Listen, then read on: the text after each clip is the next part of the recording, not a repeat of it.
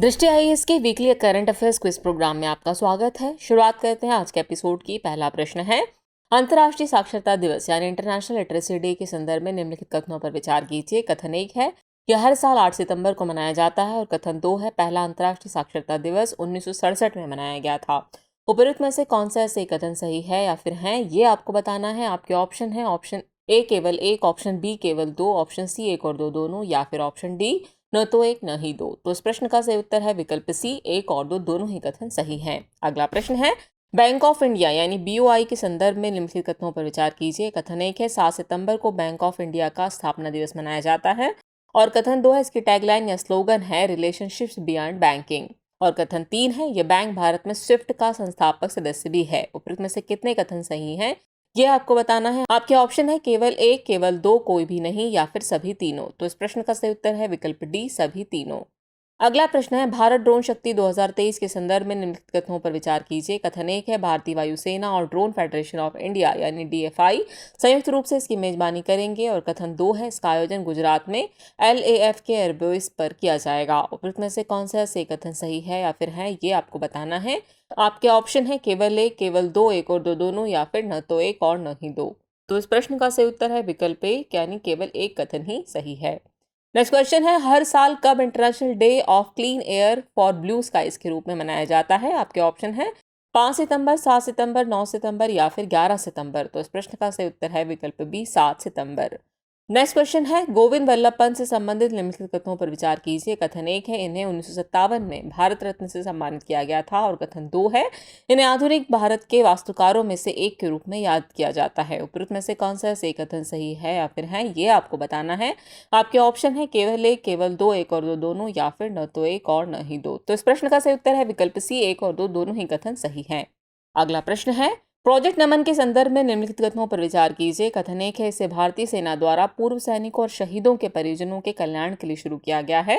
और कथन 2 है, इस केंद्र की स्थापना केरल में की गई है। उपरोक्त में से कौन सा से कथन गलत है या फिर है, ये आपको बताना है। आपके ऑप्शन है केवल 1, केवल 2, 1 और 2 दोनों, या फिर न तो 1 और न ही 2। तो इस प्रश्न का सही उत्तर है विकल्प बी, यानी केवल 2 कथन ही गलत है। नेक्स्ट क्वेश्चन है, शिक्षक दिवस यानी टीचर्स डे के संदर्भ में निम्नलिखित कथनों पर विचार कीजिए। कथन 1 है, यह दिवस भूतपूर्व राष्ट्रपति डॉक्टर सर्वपल्ली राधाकृष्णन की जयंती के उपलक्ष्य में मनाया जाता है।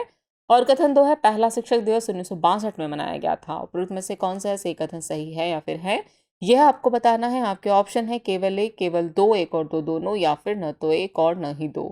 तो इस प्रश्न का सही उत्तर है विकल्प सी, 1 और 2 दोनों ही कथन सही हैं।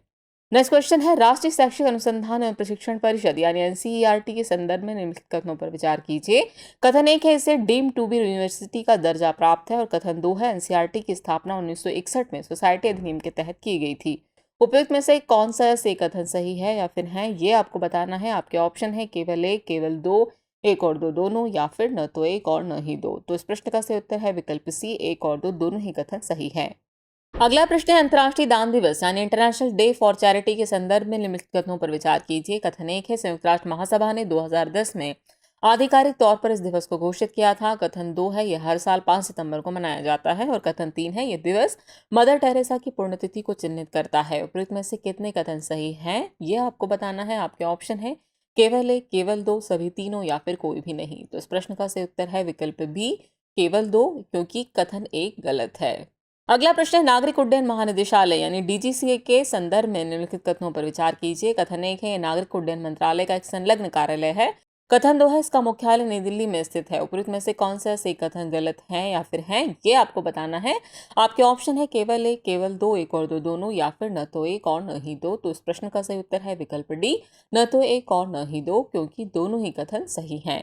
नेक्स्ट क्वेश्चन है, शरद चंद्र बोस के संबंध में निम्नलिखित कथनों पर विचार कीजिए। कथन 1 है, इन्होंने 1947 में सोशलिस्ट रिपब्लिकन पार्टी का और 1949 में संयुक्त सोशलिस्ट संगठन का गठन किया था। कथन 2 है, इनका जन्म 6 सितंबर 1889 को वर्तमान ओडिशा के कटक में हुआ था। उपरोक्त में से कौन सा ऐसे कथन सही है या फिर है, ये आपको बताना है। आपके ऑप्शन है केवल 1, केवल 2, 1 और 2 दोनों, या फिर न तो 1 न ही 2। तो इस प्रश्न का सही उत्तर है विकल्प सी, 1 और 2 दोनों ही कथन सही हैं।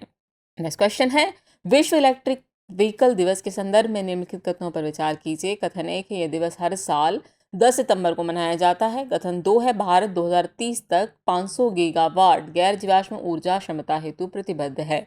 उपरोक्त में से कौन सा सही कथन गलत है या फिर है, ये आपको बताना है। आपके ऑप्शन है केवल एक, केवल दो, एक और दो दोनों, या फिर न तो एक न ही दो। तो इस प्रश्न का सही उत्तर है विकल्प डी, न तो एक और न ही दो, क्योंकि दोनों ही कथन सही हैं।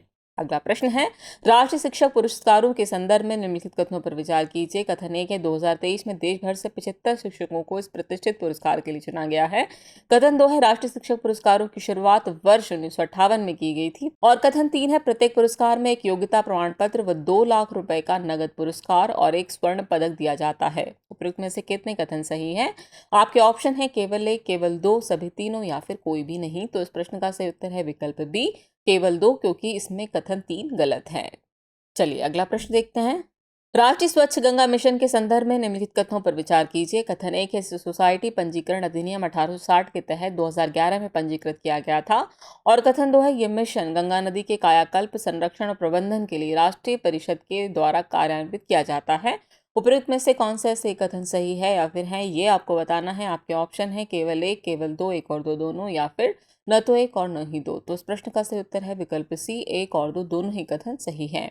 अगला प्रश्न है, हाल ही में चर्चा में रहा शब्द पिरोला क्या है? आपके ऑप्शन है कोरोना का नया वेरिएंट, अमेरिकी युद्धपोत, ईरान में एक जगह, या फिर अंतरिक्ष यान। तो इस प्रश्न का सही उत्तर है विकल्प ए, कोरोना का नया वेरिएंट। अगला प्रश्न है, AG-365S ड्रोन के संदर्भ में निम्नलिखित कथनों पर विचार कीजिए।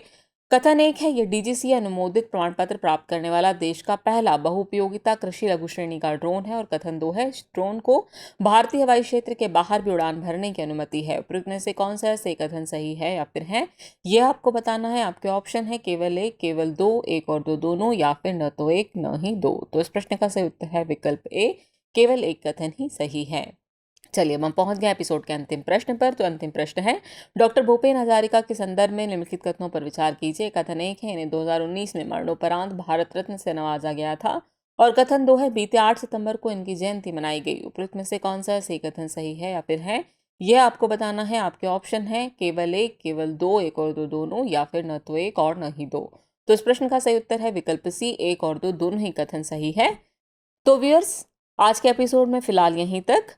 फिर मिलते हैं नए एपिसोड में कुछ और नए सवालों और जानकारियों के साथ। तब तक के लिए शुक्रिया।